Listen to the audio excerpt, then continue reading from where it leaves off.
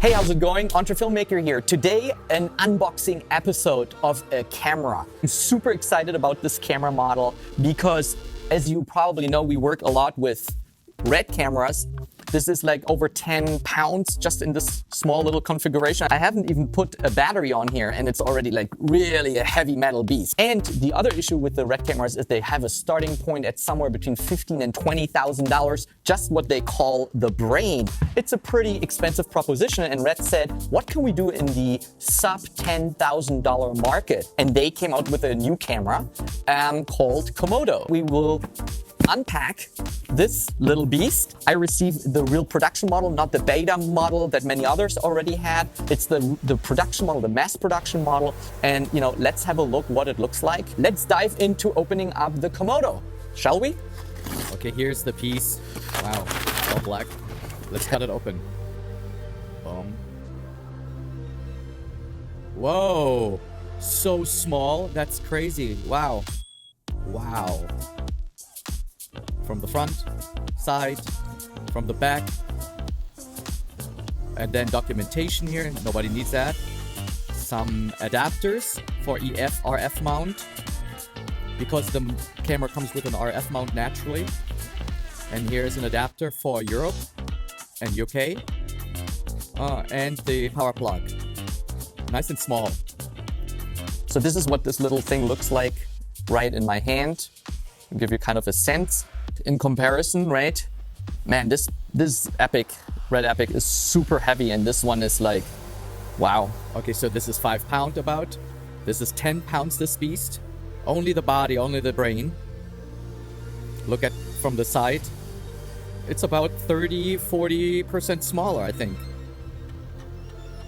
So, but only this brain, you can't do anything with it. So you need a few things, accessories.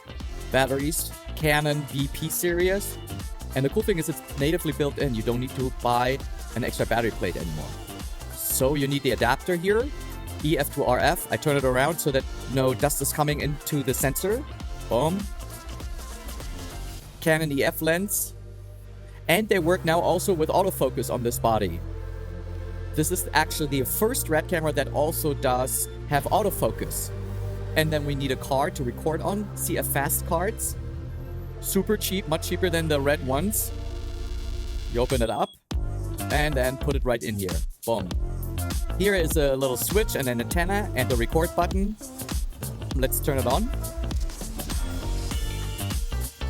Here it's initializing about 20 seconds. Let's open it up to get a picture. Here we go.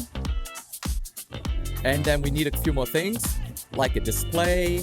Even though it has a built-in display, but it's a little small. It's very high resolution, but it's a little small. You need something bigger to pull focus and so on. This is a great small little display to just get through the menus and change all the settings, like media, presets. And it has a touch screen, which is really cool. You can control the whole camera from this little touch screen. So I want to take it out into the city and shoot a couple images and see in different available light situations what can it produce. Shall we?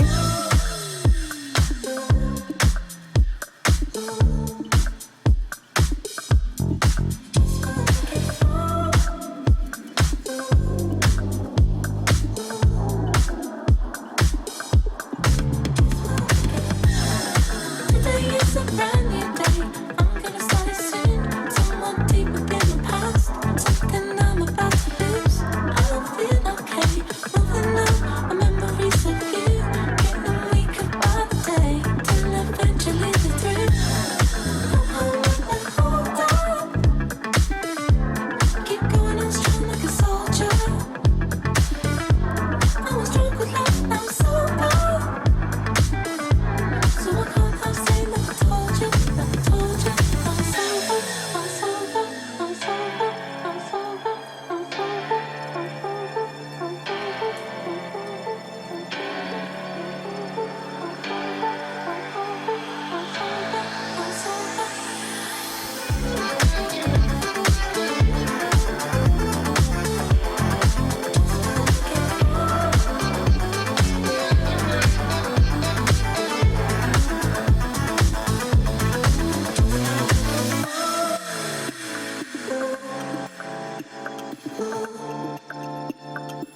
Okay, I think the picture quality, at first glance is really fantastic. So I'm really impressed what this small little thing can do. The other thing is it's so small that, we went into the museum and you can just go in there without anyone asking, hey, do you have a permit? And it works with this display. I think in a worst case scenario, in an emergency, you can certainly use it because you have all the tools in here. It's almost like a little medium format camera. I love that it has the wireless monitoring option.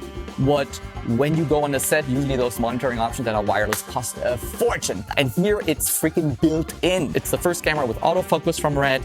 So far I'm really happy, and I think the price point opens it up to a larger and bigger audience. Think of YouTube, for example, documentary. I will do more reviews about it here on this channel and see what it can do in a professional setting, and let's see how it performs. Thank you so much for watching, and I hope this was informative. Ciao, ciao.